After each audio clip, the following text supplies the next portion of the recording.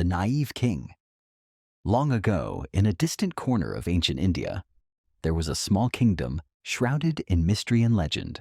The king was known for being foolish, and his advisor was no better. They were a perfect match because they both made silly decisions.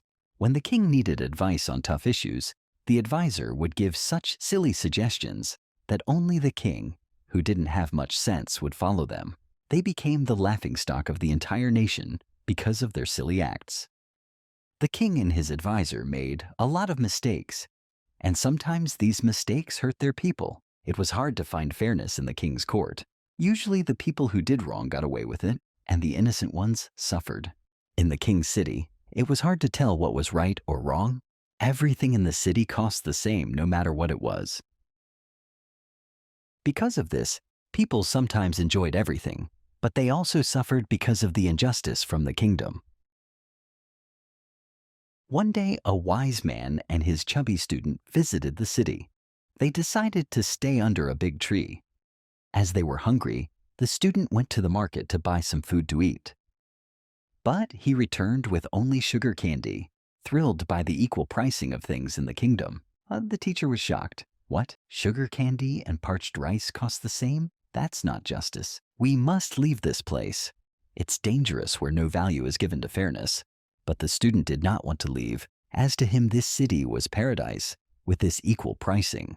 The wise man left, warning his student to remember him if he ever got into trouble. One night, a burglar tried to break into a house by digging a hole in its mud wall. But suddenly, the weak wall collapsed on him and he died on the spot. The next morning, people found the dead thief and called the city guards. The city guards arrested the homeowner, and he was brought before the king. The king asked him, "Why did you build such a weak wall that it killed a burglar?" The homeowner weakly said, "But your majesty, I hired a builder. I paid for a strong wall."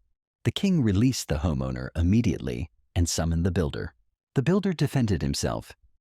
"I did my best. It's not my fault. The clay was mixed badly." So the king released the builder and sent for the clay mixer next. "The water pots leaked. I couldn't mix it properly. I am innocent," pleaded the clay mixer. The king believed in him and ordered the potter to be summoned instead.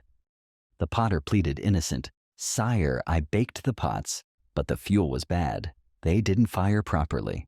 After all this, the king lost his patience and now blamed the fuel seller, believing it all led back to him. The king did not hear the poor man's plea and ordered the fuel seller's execution. But the fuel seller was so thin that the shul did not work on him. The executioners were also embarrassed and informed the king.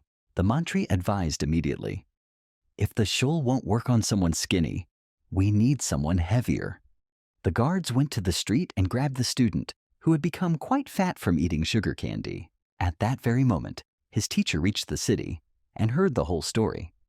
"Please, he's done nothing wrong. If anyone must pay the price, it should be me." Everyone was stunned. The king and the advisor were immediately summoned. "Explain yourself." "Why would you give your life for him?" asked the king. The wise man calmly replied, "I've heard this shul sends you straight to heaven. I want to go." Hearing this, the naive king and his foolish advisor both wanted to get on the shul first. But the king pushed the advisor aside and went to try the shul first. And so the king met his fate on the shul, executed before all.